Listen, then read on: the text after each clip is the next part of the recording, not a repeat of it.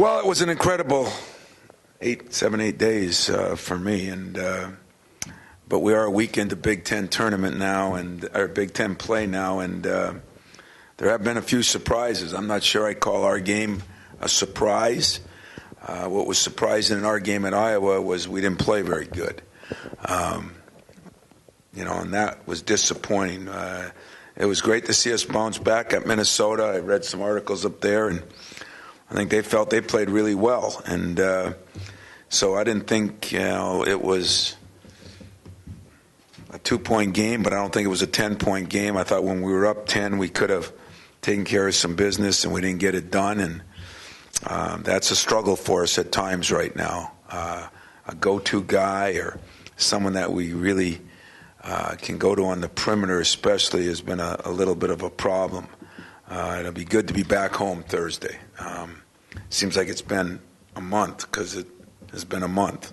And I'm looking forward to getting back. The gaps in the game, we have our Izzo alumni, which is always an exciting thing and something I look forward to. I've only gotten a chance to look at a little bit of Illinois, but they've had some players hurt, and yet they're playing at a pretty good level right now as far as stretches of games. They played really well against Michigan, then all of a sudden they did a poor job. They played really well against Ohio State, then poor, then really well down the stretch. So they've segments of them, but none and Hill are still back, and those guys have been a thorn in our side. They're a dynamic duo, and both are averaging 18 points a game. I think they come here kind of desperate, with some confidence because they beat us here before. So we're going to have to play well. They gave Ohio State a hell of a game, and we're going to have to play better than we've been playing, if you ask me. And yet I don't think we've been awful. I just think something's missing. The something missing is a pretty important guy. And the other things that are missing is we've gotten away from – we've changed up so much. We made adjustments at Minnesota to change up for our personnel, our small guards. We've had to make some adjustments with Denzel out because he could guard so many different people. So it's not just on the offensive end, it's on the defensive end. And when you do that, then you're changing how you cover ball screens. And when you do that, you confuse the McQuaids and the Didi's of the world. And so it hasn't been easy. I can honestly tell you that, but we're 14-1, so it hasn't been that bad either. And I'm going to look at the glass at least partially half filled and figure that these 4 days are critical 4 days for us. We got practice time, we got boot camp, we got film time. We got time to really take a good look at us. And, we didn't get that after Christmas just because of the Big Ten schedule the way it is now. But we took Sunday off, and we got Monday, Tuesday, Wednesday, some good days to hopefully get better. So that's what we plan on doing. The update on Zell that everybody wants to know, I don't know, I guess he updated that he's playing this weekend.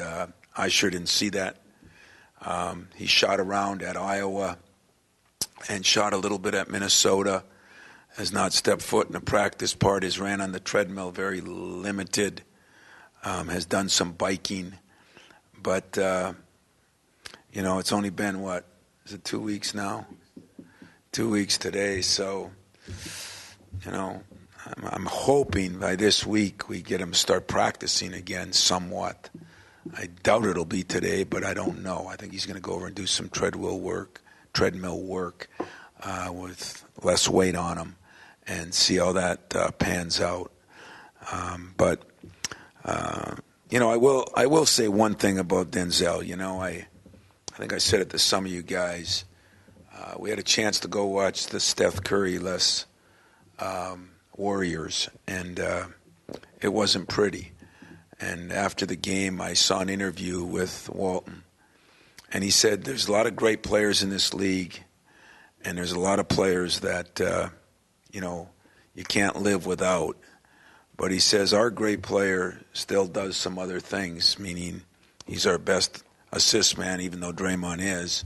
But he said his presence on the floor makes everybody play our role players differently. and it gives them more freedom. And I thought to myself, it's so apropos for Denzel. We played Michigan a couple years ago and they were good, and that was a hell of a game here. We got beat at the end, but we were playing without Appling and Payne and Dawson. And 3 of those guys, and it kind of is not the same as far as what it's like playing without Denzel. I think it's harder for Forbes to get shots. Number one, they put more emphasis on Zell. Number two, he can see over things, and it's harder for us to rebound because he was such a good rebounder. Our fast break isn't as good because he led our fast break. And, it was just interesting. And then when Draymond's come back and had 2 monstrous games, including the other night, monster, you kind of get an idea of what we're saying here, that we missed Denzel. And it's not an excuse, it's just a fact of life. And so we've ham and egged it, and we've had to play differently.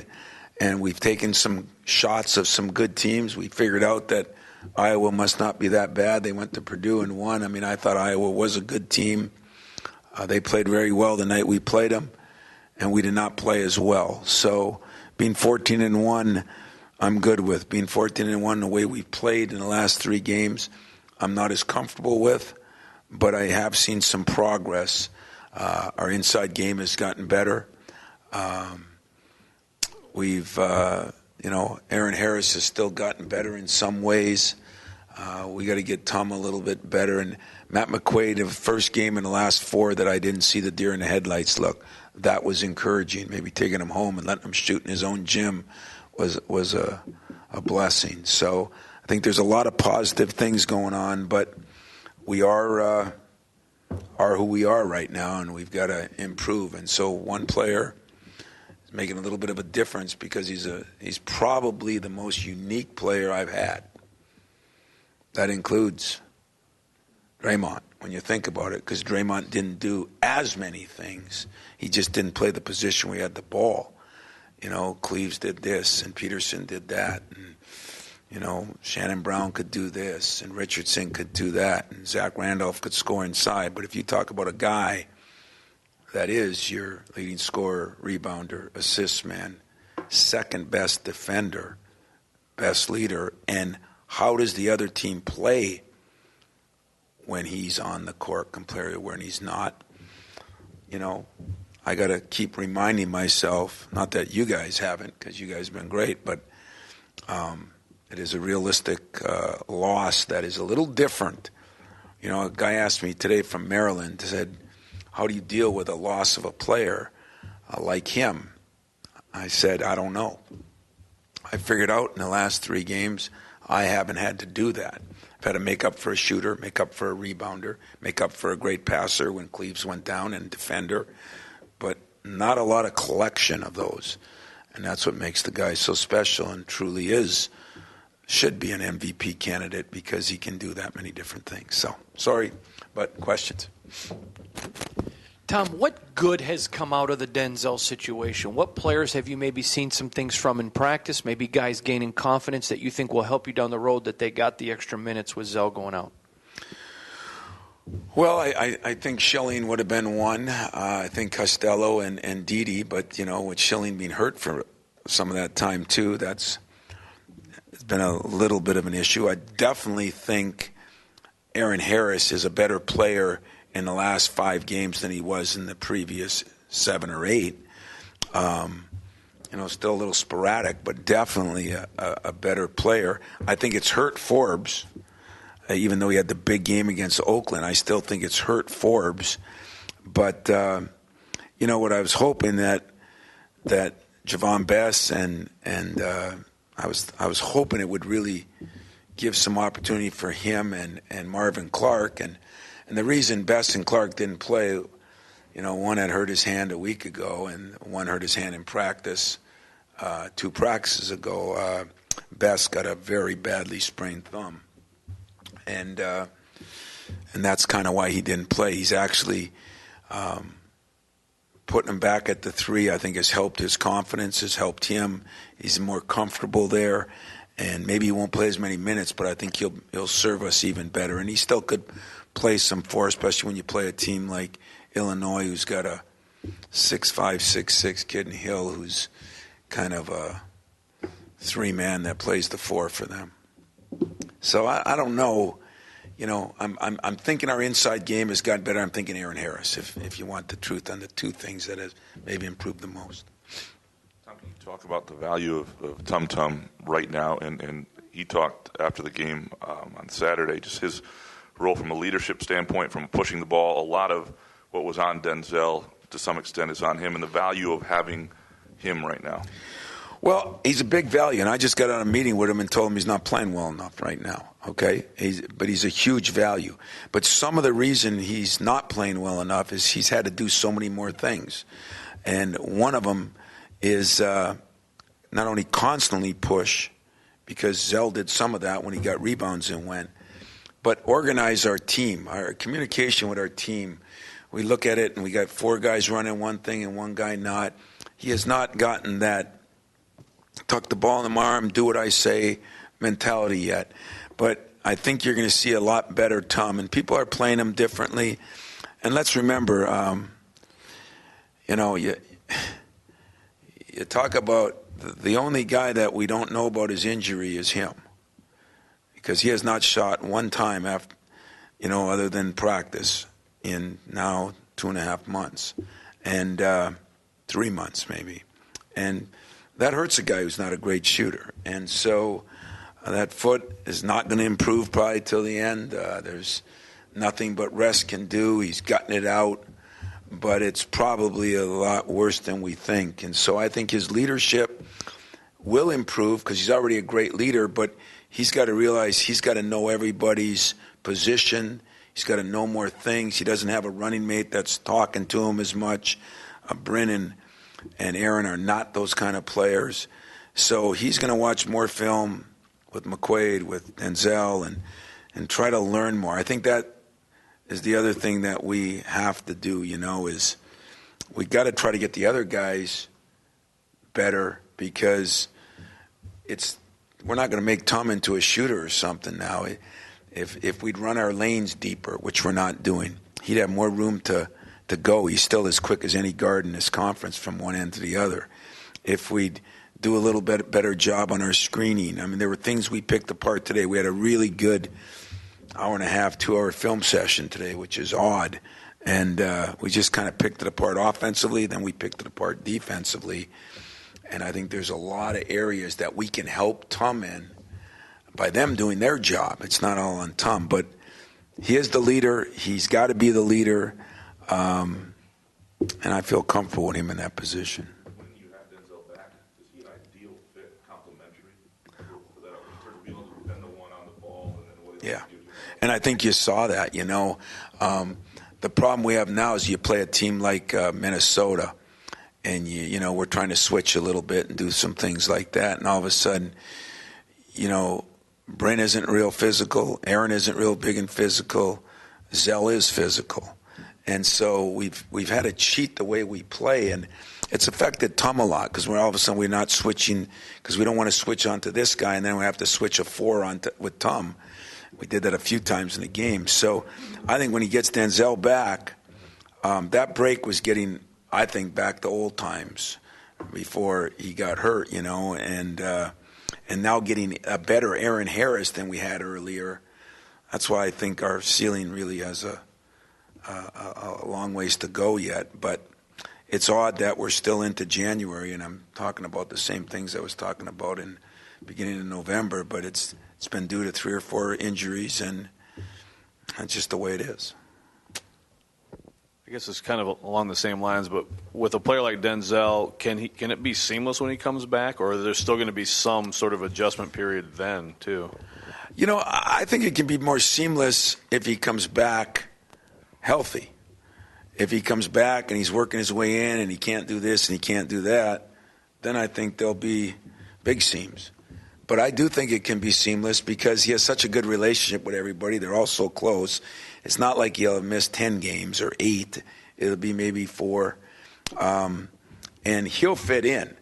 He has the mentality and the brains that he can fit into situations a little bit more. And I think like everybody, I think there's been great coaches that have been, analysts I think of Pat Riley. If you listen to Denzel in a film session right now, a player to go on the bench and become a coach for 4 games is priceless, because he looks at it and sees it so much differently now. And today, when listening to him talk, I was almost laughing, because he had it right on the money, and so that could help him. That could be a silver lining in a cloud, just like the injury to him could be a silver lining for a couple of those players. This could be a silver lining for Denzel to really see the game and understand why you got to run that lane deeper, why you got to do this a little better. And I think I'm hoping it'll be more seamless, but only time will tell. Tom, just on the quick order, does your statement indicate that you think Denzel's being a little too optimistic to say he's coming Sunday? Is that what you're saying? Usually when, first of all, Denzel knows his body, and I feel very comfortable with Denzel, and I don't stop him from saying anything. We're not hiding anything, we're not pulling that, let's see if he's ready tomorrow, and he's been practicing for a week. I just don't do that. So I haven't seen him practice. Yeah. So if I haven't seen him practice and it's Monday, and you've been out a couple of weeks, that's not a great sign. But as I said to you earlier, we will not take any chances. We will err on the side of length if it costs us a game than we would on, bringing them back too quick. You were number 1 for, 3 weeks, which is 4 weeks. It's a pretty long time in college basketball. There's only 2 unbeaten teams. One of those could lose tonight. So I guess what I'm getting at is it's not a big deal, but do you almost prefer not being number 1? Is there anything to that in January? I should answer yes, so that I can play with the chip, but I can do this and be the underdog. And, and I'm sick of being the underdog. I've been the underdog for a lot of years, to hell with being the underdog. No, I'm not, I'm really not. I think to take the next step in this program, players got to understand that twice, they're waiting to mob the court. At Oakland, they're waiting to. At Iowa, they did. You got to understand that, Minnesota, according to people there, played their best game. And our players got to understand that that's what that rating does to you, what that rank, as they say in the military, with rank comes responsibility. And the ranking was there, and I don't know how far we'll drop. I'm sure a decent amount, but I think you got to learn how to be the best. And I don't think we handled that well. But just when we got there, we also lost our best player. So, did we really not handle it well, or were we, put in a position? I don't know. But you know what, Fred? For about, other than a couple years in early 2000, and even then, I think I've been the underdog. And it's been an okay life, done okay for myself. But time to move to a new direction. I'm tired of being the underdog. So no, I don't mind the pressure anymore. I actually like it. I actually think it's a compliment, and I actually think our program and our fans and everyone else has to learn how to deal with it. And that means that we didn't play well. I wasn't happy with the way we played. I was not as upset with the loss at Iowa as the way we played. And so I'm going to answer that a little differently and say the longer we can be ranked 1, that means the better we're playing, and the better we learn how to accept the responsibility that's bestowed upon us with that kind of ranking. 5? Who's 1, 2, 3, 4, if I could ask? Oklahoma, Kansas, Maryland, Virginia. They got Oklahoma instead of in front of Kansas? Maryland? Oklahoma, Kansas, Maryland, Virginia, Michigan State, Arizona, Carolina, Kentucky, Providence. A couple we've played, a couple we're going to play. That's pretty good. Yes. You mentioned Bryn earlier struggling with Denzel out. Can he get anything out of it? What can he gain out of this? Is there any positive to him when Denzel comes back? He's got to learn how to play. He's got to learn how to get a shot for himself, which he made some big shots off the dribbles. He saw it today where he should have been curling when he wasn't. He could have been popping when he was curling, But Brent's got to get back to guarding too, because we look at Denzel and we say, great passer, great rebounder, pretty good three-point shooter. We're last 2 or 3 games we're averaging about 13, 14 threes a game when we were up to 21, 22. Some of that is Zell taking them. Some of that is Zell delivering for somebody else to take them. And I think what Brent can realize is Zell's out, and he was our second best defender. Tom's our first. He was second best. And there was a day when he wasn't second best. He was second to the last best. And right now, Bryn was stepping up a little bit. Now there's more pressure because now instead of guarding the third best player, maybe you got to guard the second best player. And most wing guys are their best players. And that adjustment, we jumped him hard at Iowa for not getting the rebounds and that. He went and got 6 in the last game. Bryn is a unique kid because there is never a day that I question how bad he wants to play, how important the game is to him, how pleasing of a kid. I mean, he wants to please me every day.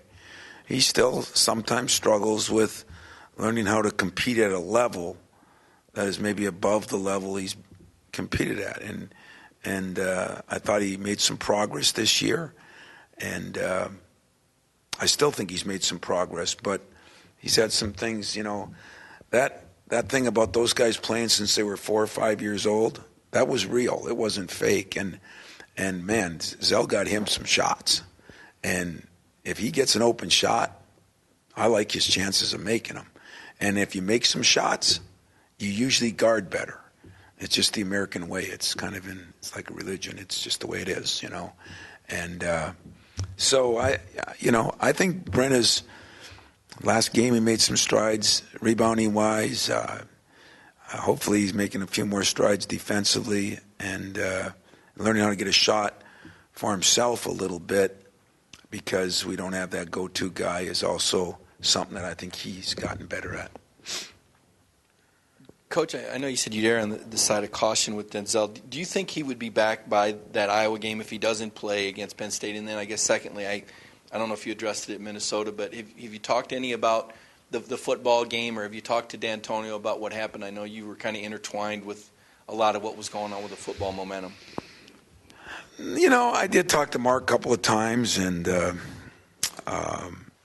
he actually I talked to him just for a minute yesterday. He came up to the funeral, but what happened? He didn't tell me what happened. I told him what I thought happened. Right now you go through a thing, and Duke's been a thorn in our side, and Alabama's been a thorn in their side. And is that part of learning how to take the next step? Maybe. That's why I keep telling you we're not there yet. But me personally, in watching that game, I thought we played our butt off for almost 2 quarters, and little things happen and play before the half. That was just my personal opinion. Created some problems in those 2 penalties to the face to start the third quarter. And against good teams, you don't get many second and third chances. So, personally, guys, I would like to say this. I understand exactly what they went through, and but they belonged on the field with Alabama. They just didn't. Things got rolling, and then it's a little tougher. But we've taken so many strides this year. I think we took more strides this year in losing the last game than we did last couple of years in winning the last game, in my opinion. You look how we battled through injuries and handled expectations, won big games with big pressure, with big plays. This program, I think, took another couple of steps in the right direction, and it's never going to be enough till we win it all. But him and I have a couple things in common, and we're going to meet and talk about them and see how we think we can address them. What was the second part? Was there another part? I would think so. I was hoping he'd be back by Illinois, which means I probably thought he'd be back by Penn State. now maybe after today, I think I'll have a better idea. I mean, I think we're having media today, so again, there'll be no curtains. We won't put a curtain around him and let you guess whether he's practicing or not. They're playing, I mean, it is going to be what it's going to be. What you see is what you get. And if he doesn't practice at all today and tomorrow, though, I mean, I'm not playing him in a game then. But then I'd hope for Sunday, just because I think he needs the longer he's out, the longer the time to get back is. But there'll be no second guessing our decision on this. I sat Cleves an extra game or two, cost me the Wright State game, and we won a national championship. So it will be it will be made by the doctors and him, and then I'll make the final decision on what I feel as far as that goes. Tom, if I read the stats correctly, Costello had 34 points and 22 rebounds last week and a career high in both on Saturday. Just with Denzel out, what's it like seeing your other senior leader just really step up as Big Ten play has started? Well, I am really proud of Matt because I thought we went to him some. He did a good job. He battled. He played hard. My old assistant, Doug Wojcik, texted me from Spokane and said, man, what happened to Costello? He thought he played harder than anybody on the floor. And we went through the film today, and we saw 10 more points he could have had and a couple more rebounds, just basically. So I think back to Hondo's first question, that's going to be something that we've gained from this injury a little bit because we've had to look other places to get not only baskets, but key baskets. And we went in a lot to him and Didi later in that game. And Matt being able to shoot so well from the free throw line, I think he's shooting over 80%, really helps us in that stretch. So, one of the things we talked about today now, you're playing better. Now you got to be a more of a leader. We're really having trouble communicating out there. I got two guys that, if I got Bryn, Aaron, and Didi out there, I feel like I'm at Mass. It's there's not a lot of communication going on, and so he's got to do a better job, and Tom's got to do a better job till we get Zell back. But I think he's had the best week of his life. I think he feels the best about himself. So hopefully that can continue, and that would probably be an area. I didn't even realize his stats were that good because they are. But with that being said, we made some progress then with our inside guys. I mean, Gavin made a couple shots, and Didi made some big shots down the stretch. And Didi's getting better too. I'm sure people are wondering. I get asked, about playing him more and more and more, and we are trying. There's things he does really well. There's some things that he still struggles with. For some reason, he's got great hands. The ball went through his hands a couple of critical plays the other night. But I've seen some big strides in his, not just his play, but his understanding and his want to get better. And that's been really, really good. There's been so much talk about Didi, and is underrated with him, Tom, his want to, he wants to be coached, he wants to be pushed in the way that he doesn't pout and react and, playing, I'm a 5-star, why am I not getting more minutes? Is that maybe an underrated part of his game? Well, Didi is really a great kid. Like I said, he had a very good high school coach, and I think Didi has grown in leaps and bounds if I think of the one that came in July and the one that's here right now.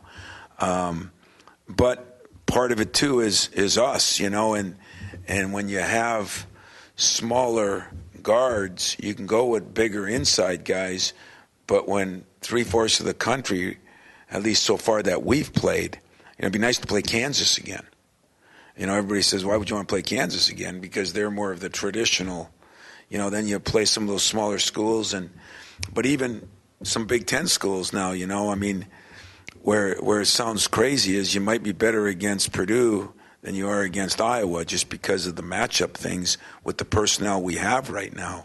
And if we could get Marvin Clark healthy and back, between the foot and now the hand, I think that would help us. Kenny's helped us some, but what we are working on with Didi now is playing more forward, guarding more guys on the perimeter, being able to move your feet, being able to get around screens. That's an area that I remember now. He went from kind of a shack in high school that stood there in the middle and blocked shots to having to do a lot of different things. And he is making great progress. I do think he has no big ego. I think he's wanting to learn, and I think part of that, he likes his teammates, and Matt and Zell and Tom have done such a great job with him, trying to help him on the things that he's appreciative of it. So good coaching in high school, no ego. He's progressing, and he's going to be a hell of a player before we're done here this year. Not next year, this year. But there are some things that, you know, if you're playing for championships or you're playing as a number one team, you can't give all offense and no defense. I mean, again, we play both ends of the court, and again, you know, everybody talked about it, but, you know, that football matchup we had two of the better defensive teams. They're still in the Final Fours, you know, and hasn't changed any. So, no matter what sport. A couple more? I got, yeah. Haven't seen you guys in so long. I know you miss me. I just wondered, Illinois, they just seem to always give you guys trouble, even in this building. Why do you think that? Is there a particular matchup thing there or style thing? You know, I don't think so, because it's been different coaches. It's been different players. It's, you know, like you hear all these stats. I want to say Alabama, what have they beaten Clemson? 13 out of the last 13 or something. You know, like somebody finally said on TV, well, who cares? It's been different coach at Clemson and different players. You know, does it really matter? Only if you're one of those guys that's superstitious, which I'm not. But I think they play hard all the time. I think they got some tough kids, a lot of Chicago kids that are tough kids, and it's just been the way it is. And I don't expect it any different on Thursday, unfortunately for us. I think it's going to be a battle, and I'm anxious to see. Getting home is going to help us too. Remember, we've been gone. Has it been?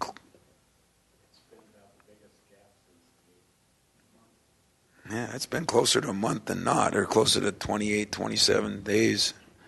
And so I'm anxious to get back home. I think they are. But, you know, Illinois, when they lost some games early, too, they were playing without none. And, you know, they've had some injuries to some guys, but Nunn was their leading scorer, and he missed some games they lost. So, and then they had a kid with the mumps that's now supposed to play, and he was a starter, and they lost him for the first two games in the Big Ten. So, you know, you go to one of those things where you're getting different players, it's sometimes hard on you too. So we're anxious, and yet we're looking forward to a very good battle. Tom, Marv said the other day after the game that he was hoping to be back Thursday. Are you on the same page with him? Yeah, yeah. Okay. I'm on the same page with Denzel. I really am. I mean, I guess that's the good news. He's got the freedom to say, you know, and he should know. I mean, his injury is one of those injuries that there is no real timetable on, meaning Denzel's, where he, you know, it's nothing etched in stone, like a broken foot, you know, it's, you know, 6 to 8 weeks is almost minimums, you know. This thing, you know, Sutan was back in, I think, 10, 11 days playing. And similar, you know, they're not all the same. But in Marv's case, you know, the poor kid had the foot, and then you could still probably see it. He's pretty swelled up here. I don't even know how he did it. Do you? He fell.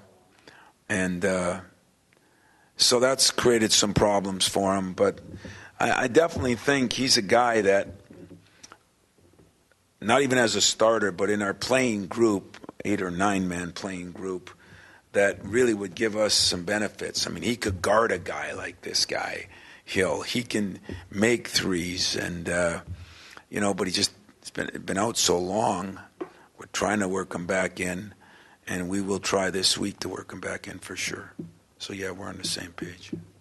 Anything else, guys? You guys had some travels too, huh? Long travels. Wow. On the way to private jet.